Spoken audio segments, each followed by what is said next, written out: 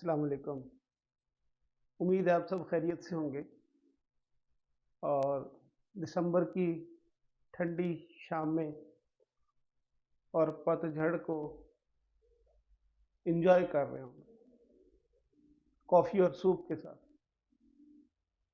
آج کی بات چیت سیلف میڈیکیشن، گوگل ڈاکٹرز اور کویکری، اس کے علاوہ سیلف اسسمنٹ ایک الگ سے ایک ٹاپک ہے۔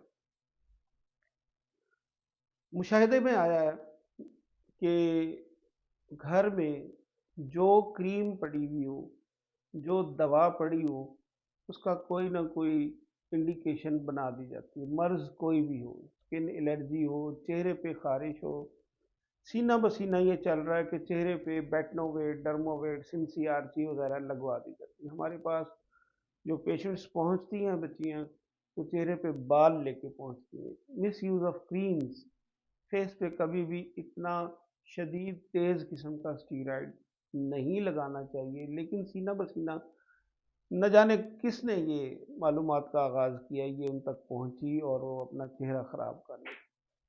ایکنی اس سے ختم نہیں ہوتی، ایکنی ہارمونل ہے، ملازمہ اسٹیرائڈ والی کریموں سے ختم نہیں ہوتا، بلکہ چہرے کو، جسم پہ اگر فنگس ہے، فنگس کو، سورائسس یا باقی جو اسکن کی بیماریاں ہیں، وہاں پہ غیر ضروری دوائیں، غیر متعلقہ دوائیں لگا کے اس مرض کی نوعیت اور حیت کو نہ صرف تبدیل کر لیتے ہیں ہم لوگ، بلکہ جلد بھی پتلی ہو جاتی ہے اور پھر اس کی پیچیدگیوں کے اثرات آنا شروع ہو جاتے ہیں۔ سیلف میڈیکیشن نہیں کرنی چاہیے۔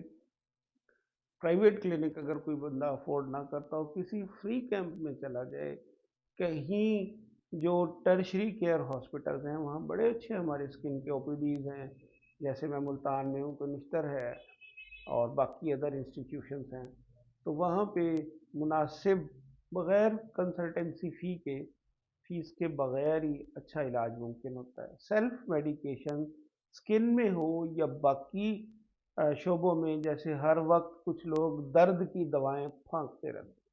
اب درد کی وجہ کیا ہے؟ سو مینی ریزنز، اسے جانے بغیر ہی درد کی دوائیں کھا کھا کے اس کے نقصان دہ اثرات بعض اوقات یہ دیکھنے میں آتے ہیں کہ معدے میں زخم، خون کی الٹیاں یا پخانے کے ذریعے خون آنا شروع ہو جاتا ہے۔ دواؤں کی کلیئرنس جو جسم سے ہوتی ہے، جو ہم کھاتے ہیں، وہ یا تو گردے سے ہو کے گزرتی ہیں یا جگر سے ہو کے گزرتی ہیں۔ محتاط ہو کر دوا کا استعمال کیا جائے۔ محتاط ہونے کا مطلب یہ نہیں ہے، بالکل یہ نہیں ہے کہ جو ڈاکٹر نے دوا لکھی ہے اس میں سے آپ کم کریں، وہ نہ کم کریں، وہ اس نے سوچ سمجھ کے آپ کی کنڈیشن کے مطابق دوا لکھی ہوگی۔ محتاط ہونے کا مطلب یہ ہوتا ہے کہ میڈیکل سٹور والے کو حالات بتا کے، ہمارے ہاں زیادہ تر فارمیسیز پہ فارماسسٹ تشریف نہیں رکھتے ہوتے، ان کو، لڑکوں کو حقیقت بتا کے یا خود بخود دوا خرید کے یا دوستوں سے، نان ڈاکٹر سے دوا پوچھ کے لے لینا، یہ مناسب طریقہ کار نہیں ہے۔ اپنی صحت کو، اپنے گردوں کو فیل ہونے سے، جگر کو خراب ہونے سے بچائیے۔ ایک مشاہدہ میں نے یہ دیکھا کہ ایک بہت سوجی ہوئی آنکھ لے کے ایک پیشنٹ آیا، اس کے آنکھ میں کارنیل السر چھوٹا سا زخم پہلے سے تھا، جو گھر میں موجود ڈراپس تھے کسی سے پوچھے بغیر انہوں نے وہ ڈلوا دیے، اور آنکھ کی پیچیدگی، آنکھ اتنی بڑی سوج کے ریڈ آئی ہو گئی، اسے پھر ظاہر ریفر کرنا پڑا اور مزید پیچیدگیوں کا انہیں سامنا کرنا پڑا۔ دوسرا یہ کہ آج کل ایک چیز گوگل تشریف لا چکی ہے ہمارے درمیان۔ کوئی بھی پرابلم ہو، پیشنٹ گوگل کر کے اے ٹو زی سب کچھ دیکھ کے آتا ہے، اور مختلف سٹیجز ہیں ڈیزیز کی، اور ان کو سمجھنے کے لیے جو نیا پروفیشنل ہے، ریسنٹلی جس نے گریجویشن کی ہو، ایم بی بی ایس پاس کیا ہو، اس بچے کو بھی اپنے سینئرز کے ساتھ بیٹھ کے اس کی سٹیجز کو سمجھنا ہوگا کہ یہ فلاں مرض کی یہ نوعیت کس سٹیج پہ ہے، اور اس کے مطابق دوا تجویز کرنی ہوگی۔ اور جو نان ڈاکٹرز گوگل کر کے اور آ کے لیڈنگ سینٹینسز ڈاکٹر کو گائیڈ کر رہے ہوتے ہیں، وہ براہ کرم تھوڑی مہربانی کریں، اگر انہوں نے پورا کا پورا گوگل پہ ہی ڈیپینڈ کرنا ہے تو وہ ان کا اپنا فیصلہ ہو سکتا ہے، لیکن جب کبھی کسی کنسلٹنٹ کے پاس یا معالج کے پاس جائیں تو وہاں اپنے آلریڈی پڑے ہوئے مشوروں کو اس کی پریسکرپشن میں شامل نہ کریں. That is not fair. اسی طرح سے اپنی طبیعت کا خود پتہ چل جانا، جیسے بلڈ پریشر، شوگر، یہ دونوں امراض ایسے ہیں کہ جو پاکستان میں فالج کا، گردوں کے فیل ہونے کا، ریٹینوپیتھی، آنکھوں کے مسائل کا، ٹانگوں کے کٹ جانے کے مسائل، اس طرح کی بہت ساری پیچیدگیوں کا پورے ایشیا میں سبب ہیں. پاکستان دوسرے تیسرے نمبر پہ وہ ملک آتا ہے جو ہائیسٹ شوگر لیول پیشنٹس، یعنی شوگر کے مریضوں کی تعداد سب سے زیادہ. ہم کمپیٹ کرتے ہیں چائنا، انڈیا اور پاکستان آپس میں مقابلے میں، حالانکہ وہ دونوں ممالک آبادی کے لحاظ سے ہم سے بڑے ممالک ہیں. اس کی وجہ شام میں جب ہم دیکھتے ہیں تو سب سے زیادہ میدے سے بنے ہوئے فاسٹ فوڈز اور شوگری ڈرنکس، میٹھے مشروبات کے ٹھیلوں پہ میلوں کی طرح رش لگا ہوا ہوتا ہے، اور میٹابولزم ڈسٹرب ہونے کی وجہ سے میٹابولک سنڈروم، ڈائبٹیز اور شوگر. اچھا، اس میں بلڈ پریشر اور شوگر کے مریض کی کوتاہی کیا ہوتی ہے کہ وہ دوا مسلسل نہیں کھاتے بعض لوگ، اور جب آتے ہیں تو کہتے ہیں جی مجھے لگ رہا تھا کہ میری طبیعت بالکل ٹھیک ہے. بلڈ پریشر سائلنٹ کلر ہے، جب چیک کرتے ہیں تو وہ 180 and something, even more than that.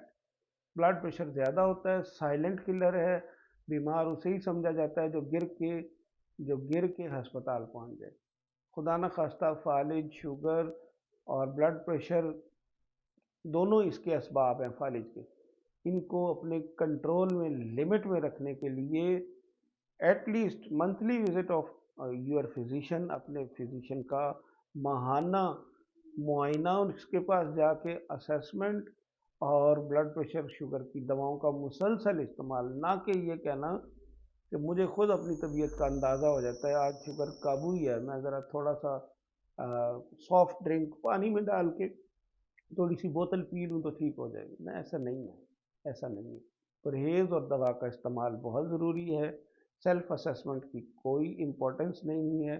درد کی دواؤں کو بلا وجہ نہ پھینکا جائے تاکہ پیچیدگیوں کا سب سیلف میڈیکیشن اور کویکری جس کو نہیں پتا.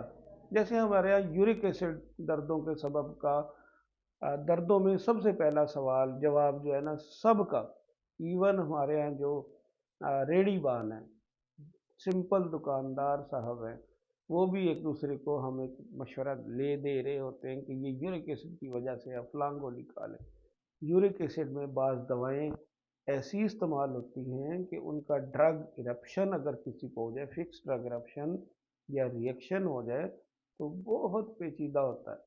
اپنی مرضی سے دوا خرید کے کھانا جرم ہے، اور خود بینگ نان کوالیفائڈ ڈاکٹر سند یافتہ نہ ہونے کے باوجود اوروں کو دوائیوں کے مشورے دینا نیم حکیمی بالکل غلط بات ہے. اسی طرح سے نیم ملائی، جب ہمیں اپنے دین مذہب کا نہ پتہ ہو تو اس پہ بولڈ کمنٹس دینا بالکل غلط ہے. اسی طرح سے قانون کے معاملات میں بولڈ کمنٹس دینا جب ہم قانون سے آگہی نہ ہو بالکل ٹھیک نہیں ہے. ہمیں اپنے آپ کو لمٹس میں رکھنا چاہیے تاکہ دوسرے کا مذہب، قانون اور صحت ہماری وجہ سے خراب نہ ہو. Thank you very much for listening.